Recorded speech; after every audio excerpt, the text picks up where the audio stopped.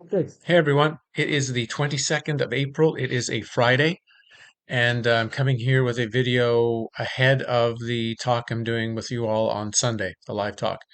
And that's because there's something very important I've got to start putting out. I didn't want to wait on this one and put it out later. It came up in an interview that happened yesterday with Chance Gardner. All the interviews that I've done in the last week or below, they're all actually very good, but the one with Chance yesterday was beyond outstanding. We for some reason, these conversations I'm having are moving into really deep places, and the place this one moved into was the new Disney series, Moon Knight, which, as soon as he told me about it, really concerned me. And I've looked into it. I've looked into it now for a lot of the day, and I have to begin a process. This will probably be the first of what's going to be a series of videos on this because this is important. I think we're actually seeing a destruction of the knowledge of the ancient world being presented to us through this television show. It's vitally important to talk about. So I wanted to, because I've still got some internet hookups, slowdowns. I'm going to do the rest of the video as an audio with just an overlay of images for you. But I wanted to make sure I came on for a minute and a half, and so you could see me and know that I'm really serious about this. So let's talk about just the overview of this show, so you can see why it's going to require such careful examination. Okay, so here we go. Um, so what we're going to be examining is a Disney program.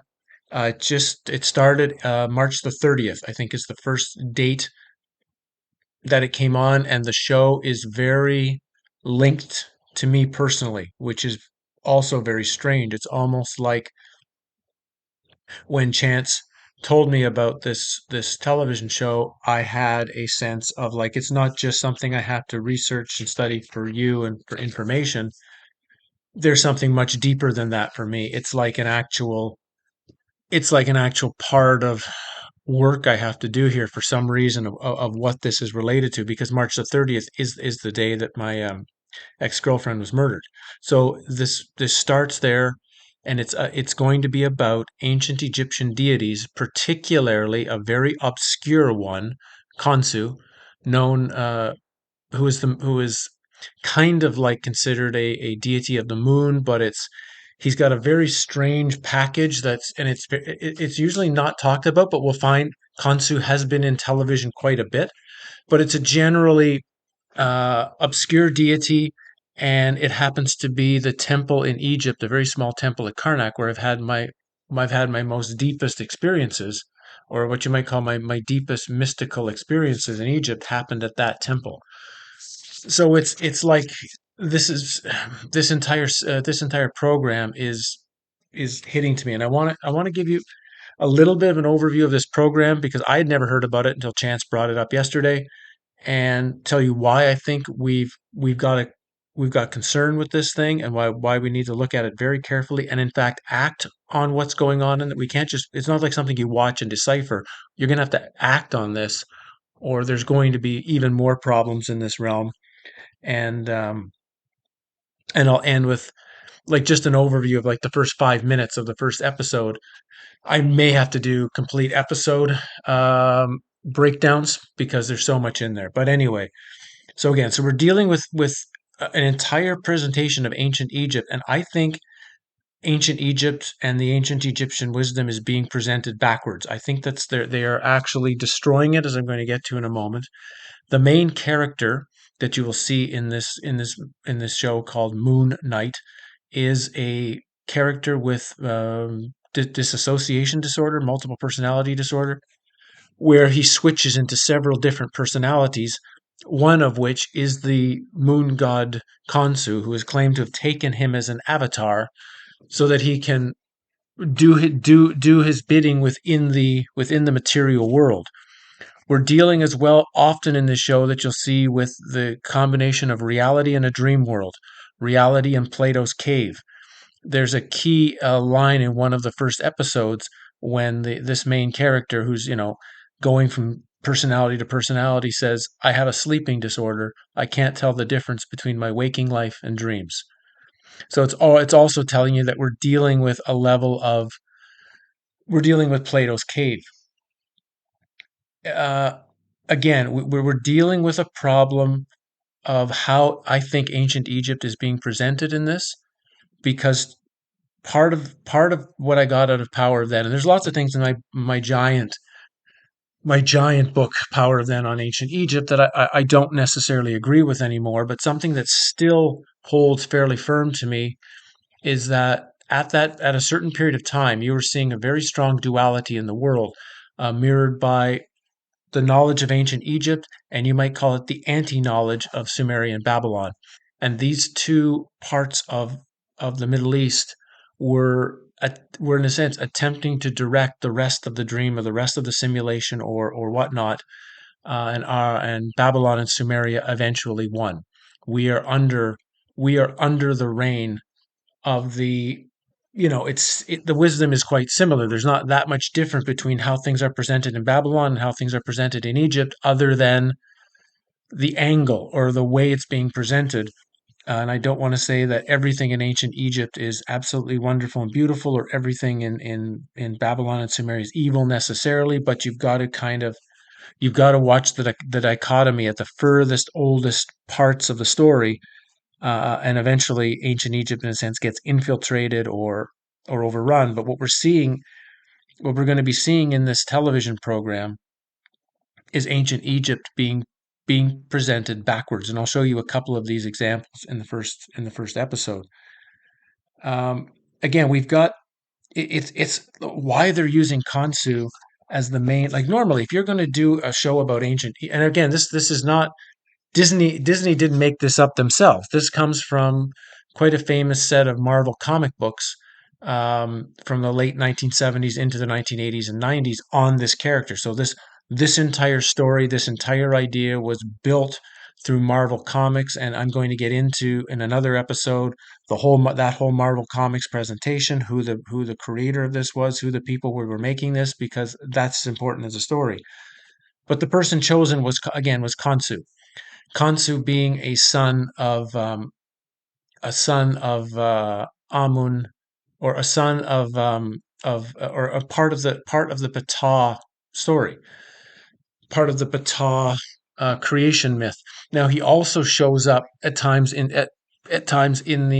what's known as the Theban triad, where Amun and Mut are also his parents. So he's got this very strange connective force, but he's very confused in the way he's always presented, even by standard archaeologists. Khonsu is like one of the Egyptian deities that is very hard to understand. He is normally presented as being like the god of the moon. I say the god because a Naturu is not a god; it's a force of nature. But the Naturu of the moon, and the name is supposed to translate directly as traveler, which is in a sense saying that he's not just the traveler in the sky, that he is protecting travelers when the moon is up at night. He connects with Thoth. There's a lot of connection between Khonsu and Thoth. But we have two different depictions of Khonsu. We have a depiction of Khonsu pretty much in a human form, where you'll see him standing very much like Ptah, often holding the scepter, the rod, and the uaz, which you see here, um, and the moon on his forehead. But you will also see Khonsu depicted here as a similar to Horus, as a falcon, but instead of wearing the sun on his head like Horus or Horketi, the rising sun of the east has, he has a moon on his head. So there's also can be a relation to the west in this similarity. So you've also got this the duality built right into Khonsu, and again, it's a rather obscure deity for quite a long time. Now there is a small temple to Khonsu at Karnak. Like I say, I will get into that in another. I'm not going to get into it in this particular thing, but this is the temple where I had two or three mystical experiences. The one where the wall reliefs eventually turned into different wall reliefs, where I basically saw the Egyptian temple walls as holographic, holding multiple layers of reliefs, multiple layers of wisdom. This was all coming at the temple of Khonsu. It's a beautiful little temple. No one's ever there. I'm going to show there's a picture here of it, but I'll go through and show my photos of it and talk about it in the next video. what's weird about Khonsu, what's very, very strange, is that Khonsu appears not just as the main character in this Marvel comic, Moon Knight, originally. He appears in a couple of other movies, TV shows, especially the Night at the Museum series, the one with Ben Stiller in the museum and Robin Williams as whoever he was, Theodore Roosevelt, right? But if we look at this in the movie, it's the tablet of Akhmarna, right, which gives inanimate objects the ability to come to life at night. So the whole premise of the movie, where these inanimate objects in the museum get their life at night, is coming from this tablet, which is powered by Khonsu. Now, why would it be Khonsu who is creating this magically blessed tablet? You would think this would be Osiris or Horus or Isis or Atum Ra or, you know, a much more popular deity, a much more known deity, a much more, or Tehute, Thoth. Somebody, choosing Khonsu is really giving us a clue, and that Khonsu is the main, in a sense, the main Egyptian character of this program is giving us a very strange concern. I'm concerned about it more so because of the two bizarre rituals that I talked about that happened in ancient Egypt over the last about year and a half, whatever it was. First, we had the mummy parade, the weird mummy parade from the old Egyptian museum to the new Egyptian museum, where there was this bizarre, this bizarre ritual is really what it was. It was almost like the coming to life of which I think would be Akhenaten is what the whole focus of that whole mummy parade was. But I mean, supposedly the mummies of all the great deities of the Middle and New Kingdom would have been in that were in that mummy parade, be it the Ramesses or the Tutmoses and whatnot. And then we had the second strange ritual, whatever it was, 6 months later, the opening of Luxor Temple, which again was this the opening of the line avenue of sphinxes between Karnak and Luxor, which is linking directly to Khonsu because the actual, if you follow the pathway, the avenue of sphinxes from Luxor, because I've walked it before this thing was done. I've walked the thing completely. It ends at the gateway that moves you in just past the Mut temple, but it moves you directly into the temple of Khonsu. That's where that avenue of sphinxes actually end. The avenue of sphinxes that lead into the main entrance of Karnak, those ones come from the Nile River. So the linking point between Luxor Temple and Karnak is actually the Temple of Khonsu. But it's very, very strange that first Khonsu would be the key element of the animation, the reanimation of inanimate objects, or in the case of the Marvel comic, bringing life to the dead. He brings life to his avatar. Now, we're dealing as well with in the show with dissociative disorder, or people who split into, a sense, multiple personalities, and those personalities have no connection to one another. And of course, the name of this television show, Moon Knight, if you take with a K, it's also Moonlight with a K, not an N. Moon Knight, if you just take the main letters, that's MK. And MK Ultra is very much a program that creates dissociative disorder. And I'll read a little bit of the opening of the overview of the novel, or the comic that this is taken from. But we've got that bizarre connection right away that we're dealing with too. We've got MK. Now the word knight also is hooking into me very carefully, that I want to look into, because it associates with a number of different words. Of course, we have a knight with a K, meaning a knight templar or a knight hospitalier or whatnot. And as you know from me, my presentation is that the Knights Templar and the Knights Hospitalier are not anything the same at all. They are almost, in a sense, the continuation of the Egyptian Babylon battle for knowledge between, you might say, good and evil within this realm. The actual spiritual warfare that we are under is connected to the wisdom, or the things that the Knights Templar and the Knights Hospitalier were about in the early Middle Ages. So we have that word connected. We have the word connected to some key movies, right? The Dark Knight. The Dark Knight being, of course, Batman.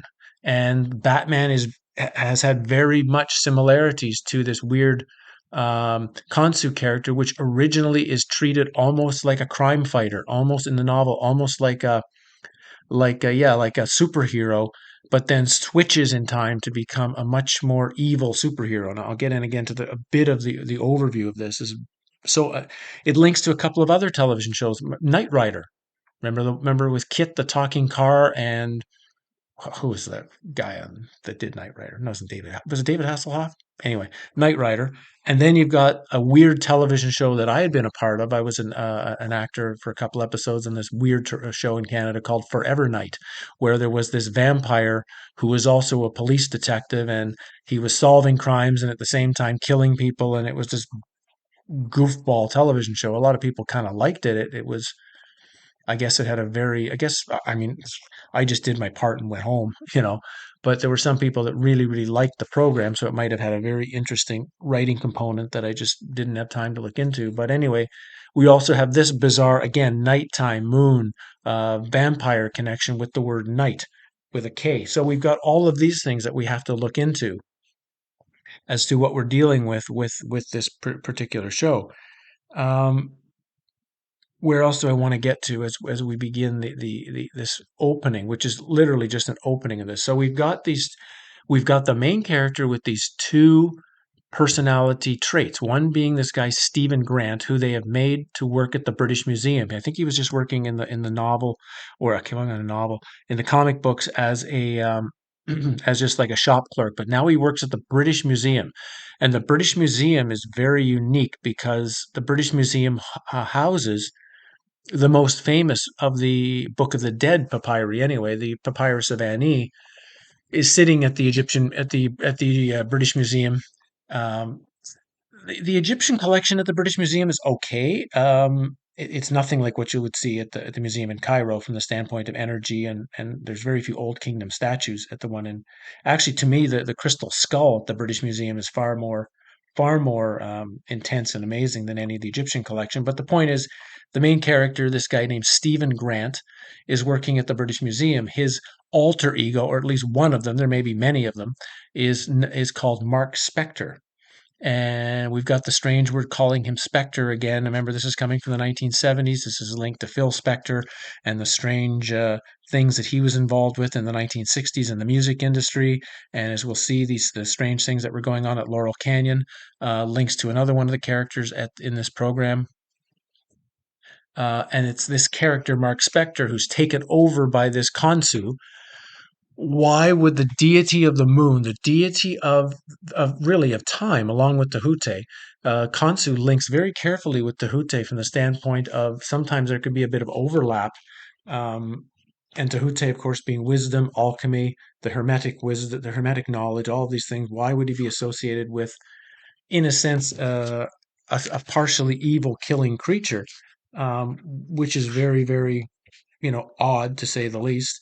Um, but you have to sort of, like I say, it's very, very odd to see why we're dealing with Khonsu as this character. Um, okay, so we've also got another main character. Now, there's several main characters. I can't go into all of it now, but it's a character called Arthur Harrow, who is played by Ethan Hawke. And Arthur Harrow, and I'm reading directly now from the Wikipedia page, is a religious zealot and cult leader associated with the Egyptian goddess Ammit, looking to exact justice and judgment based on future crimes. So Ammit is the crocodile-headed creature who is supposed to eat the hearts at the weighing of the dead. At the weighing of the feather against Maat. So in the famed Egyptian, and this is in the most famous of these depictions is in the Papyrus of Ani in the British Museum, where it is Thoth in this one weighing the heart against the feather of Maat, Maat being cosmic order and cosmic balance, depending on the. And again, I don't like to say that the heart is something to do with goodness or kindness, or in some way it's related to how naughty or nice you were, no matter how the sort of religious scholars attempt to spin this. I think what the heart is being weighed against is how true you were to your incarnated self, the true self that is here, as to what it is you're supposed to do within the dream of within Plato's cave. What is your actual role here? Every one of us is, just like Shakespeare says, an actor on stage, and we have to play our role. I think the heart, because if you're playing your role, no matter what that role is, if you're playing your role properly, then you are in cosmic balance. If your cosmic role is to be a healer and help people, then of course you're creating cosmic balance by healing the people that need to be healed. If your cosmic self is meant to be a complete jerk and get in people's faces and create like Shiva, right? Create destruction so that things can rise from the destruction, then you'd also be living in cosmic harmony. But if you're just being destructive because you are off center, because you're egoic, your parasitic entity is controlling you, then you're not in cosmic balance because you're not following your cosmic divine script. So I think that's a lot of what's being weighed. Amit eats those whom do not balance properly on the scale. So we've got the main leader in this connected with Amit. Again, you would normally not. Amit is seen only in these papyruses. You're not going to again bump into Amit in pretty much in any of the temples. And it's a very rare. I mean, you will see some statues and carvings and things in the Egyptian museum, but it's rather rare. So Harrow is so he's a cult leader. Now, again, this I'm reading directly from Wikipedia. He said, this is Hawk now, inspired his performance or used as a guide for his performance, these various individuals. The cult leader David Koresh from Waco, Texas, psychiatrist Carl Jung, Cuban President Fidel Castro, the Dalai Lama, writer Leo Tolstoy, televangelist Jimmy Swaggart, Nazi doctor Joseph Mengele, and the fictional character Nurse Ratched from The Cuckoo's Nest. What kind of combination is putting together Mengele, Koresh, Swaggart, who are like one set? Fidel Castro is a question mark. Dalai Lama, we have no idea what that guy is supposed to be, but he's Carl Jung, who is probably the king of modern alchemy, and then you've got the character Nurse Ratched, who is keeping the prisoners, you might say, in the her charge is to keep the prisoners within the prison that they're not actually locked into, right? So this insane package is what Ethan Hawke is creating. The character he plays, Arthur Harrow, the cult leader, who is you might say one of Khonsu's problems in this whole thing. We've got another character that I just want to mention now. There's more that we're going to get into, but one of Harrow's cult followers is a British police officer named Bobby Kennedy. Now, out of all the names you could choose, why would you choose the name of the famous, soon potential to have been president, Bobby Kennedy, assassinated in 68, right? So that's a very strange name to be using in this depiction. Now I'm going to read the overview of the character Mark Spector from the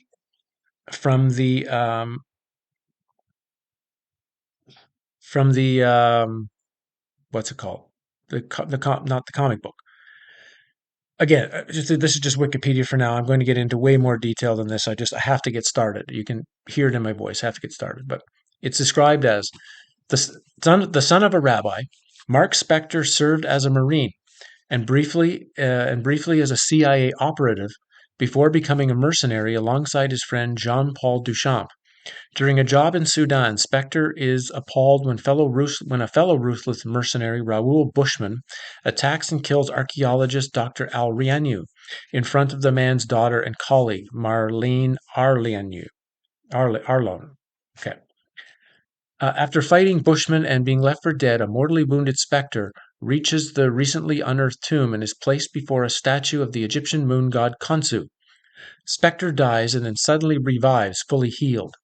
He claims Khonsu wants him to be the moon's knight, the left fist of Khonsu, redeeming his life of violence and now protecting and avenging the innocent. While early stories imply Spectre is merely insane, it is later revealed Khonsu is real, one of several entities from the other void, the dimension outside of normal time and space, once worshipped by the ancient Earth people.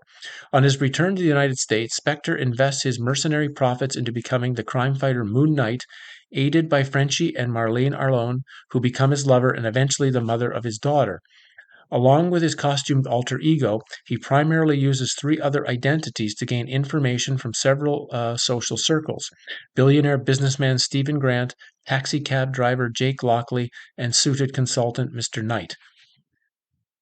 So this is the original that they're taking the premise from, and certain things in the television show are not exactly following, the complete detail of the comic book. But we're already seeing. So we got son of a rabbi. He's serving as a Marine and a CIA operative. So that's the first, you know, linking again to the disassociation disorder. Likely, is it from a trauma in his early life, or is it from some program that he went through in his Marine CIA days? It is. He dies while trying to overcome this death, and in his death is revived by Khonsu. Why Khonsu? Again, why Khonsu? Why does Khonsu need to be the one who is doing the revival? Often you would think that would be Isis. Isis would be the most famous for reviving Osiris so that she can be impregnated and have Horus through the virgin birth. So again, Moon, Khonsu. Then he becomes this. Then he becomes a crime fighter. But we'll see if we, as I go through later on, this crime fighter idea changes somewhat to becoming someone who is trying to. How did they describe it? Overcome an evil Earth, or overcome an Earth that is becoming more evil by killing it off early. Again, I'm in day one of my research, but I have to share this with you because I think this is something we have to take very, very seriously. Um, so to end this little talk, I'm going to go into the first episode, which was called the Goldfish Problem.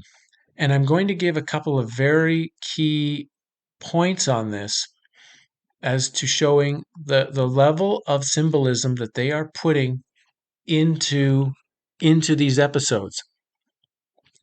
We see the first two characters being Harrow, the cult leader, and he puts broken glass in his shoes and starts walking on broken glass as if he's like, in punishment to himself, or like serving penitence or whatever. Meanwhile, when we first meet this Grant character, his first step out of his bed steps into like sand that's on the other side of his bed, leaving a footprint, and they focus on the footprint. Um, So we have this dichotomy. Of course, glass is, heated sand, right? So, I mean, it's the same thing. Sand is glass that is painful, sand that is glass that is, I guess, sand that is not glass, that is fine to step on. Inside early on, we see a goldfish bowl that this character is staring at. And at the bottom of the goldfish tank is an obelisk, a pyramid, Khufu's boat, King Tut's head. We begin to recognize that, of course, Grant is like a fictional character. The Mark Spector, I guess, is the real character, and Grant is like just an alter. It's an alter ego. It's a thing that is there but isn't real, you might say. So we see him having this conversation with his mother's answering machine. He's walking around and he's kind of calling, leaving a message, and we have to wonder who is the mother that he's calling, and why does he have access to talking to a mother who isn't there? He also seems to have a lot of conversations with people who can't answer him back, like there's a character on the street who is like a street performer, one of those ones who, they stand in gold and they don't move. So he talks to the street character, but the street character is never speaking back. As he's walking along one of the stores as he's walking is labeled Atlantis Island. And again, now we're getting a reference to Atlantis. You're going to be noticing a lot of mirror symbolism. I'm going to get into a lot of that as I go through but it's constantly mirrored reflections of things in water, especially. You're going to see a lot of these weird mirrored reflections. An important scene happens when he walks into the museum and there's this young girl who is in like standard school uniform, and she takes a piece of gum out of her mouth, I guess, and puts it inside this replica pyramid. Replica pyramid. So she's hiding, something's being hidden in the pyramid. So I think we're already being told that we're going to have, and of course they'll mess this up. They will destroy what the pyramid's all about. I'm getting to the point of what they're destroying in Egypt here in a moment. And he starts talking about burial rituals with her, and she makes a joke about him not being in the field of reeds. The field of reeds being a sort of heaven-like place you would go to after dying if you had read the Book of the Dead and recited properly at your funeral and had the mummification procedure properly. And he responds, "But I'm not dead, am I?" So again, we have the character moving in and out of a dream state. Or we think we're seeing him in a reality, but is he really in a dream? We don't know. We look at mistakes, and I think the reason this is going to be so important is because I think they're going to present ancient Egypt upside down and wrong in a way that is going to try to destroy.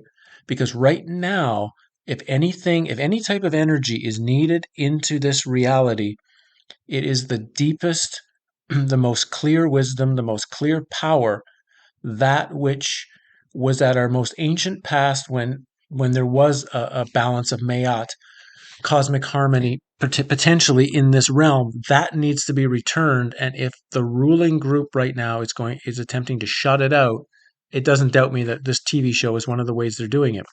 So there's a poster, and he's talking about that there's a mistake, that there's supposed to be 9 gods in the Egyptian Ennead, which is true, and the poster only shows 7.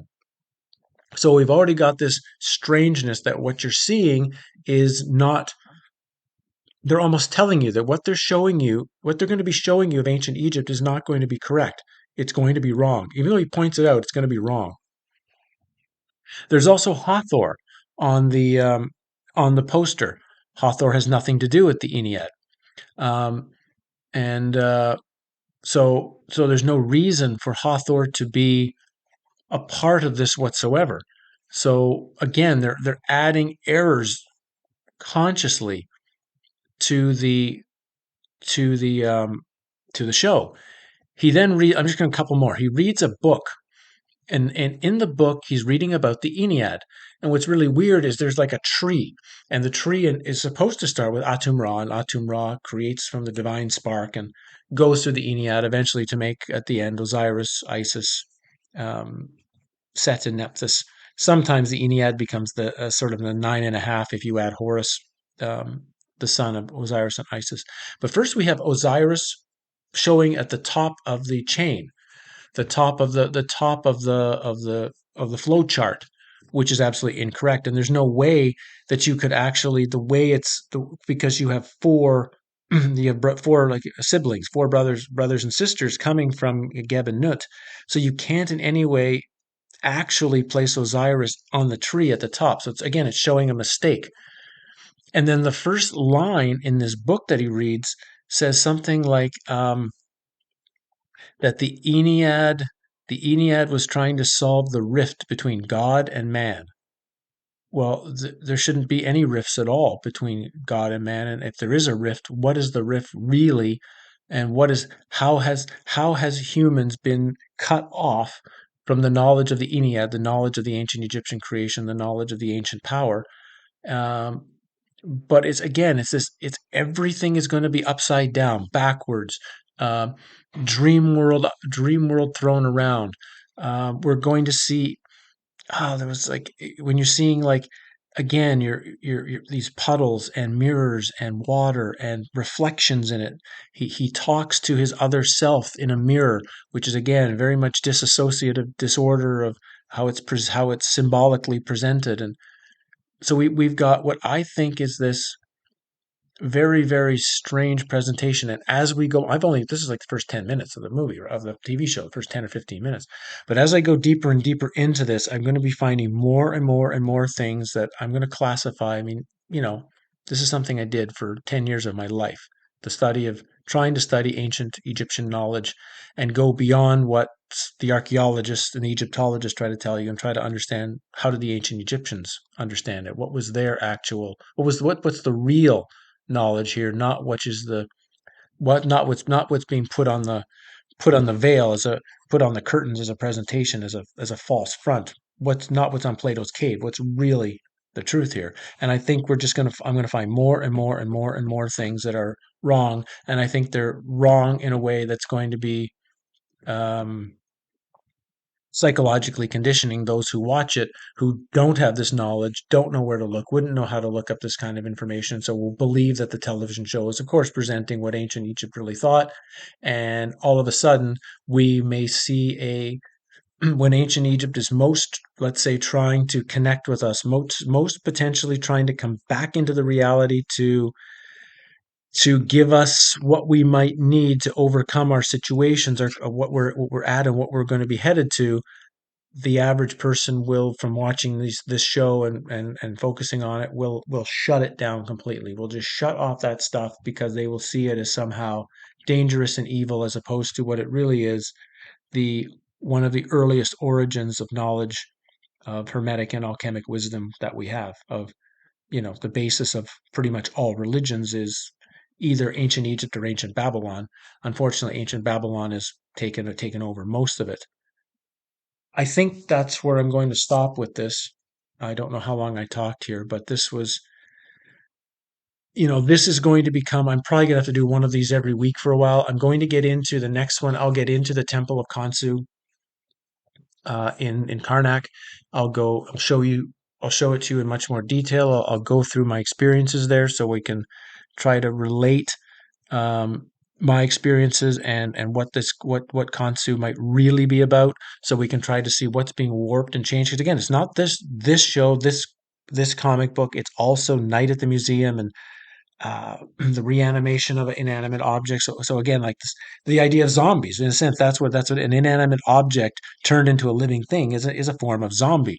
So again, we've got this whole zombie thing being presented to us again, kind of uh, through the links to the Night at the Museum, and we'll see where this Moon Knight thing goes. But you can see the various offshoots and layers that I've presented where I'm going to start digging into this. I've got two more interviews coming up in the next 3 days. Plus, I've got the Sunday night talk that I'm doing with all of you.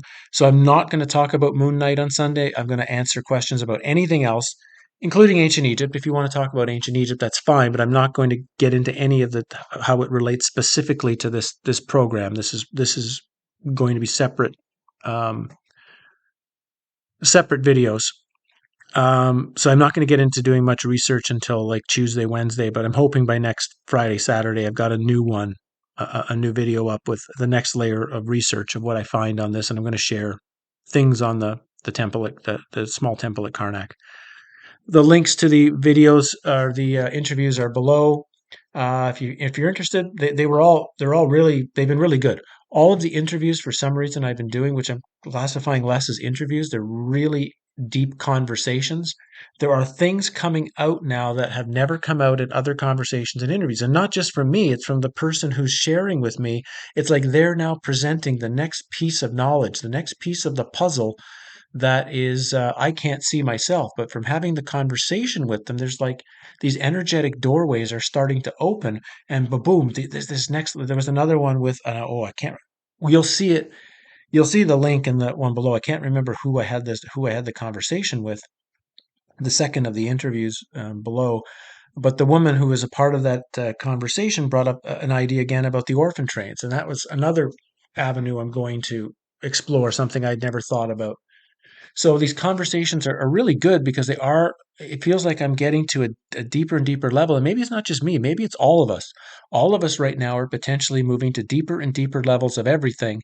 And maybe that's why we're going to see more and more and more of these bizarre programs. We've got the World's Fair TV show with Keanu Reeves. That's coming out really, really soon.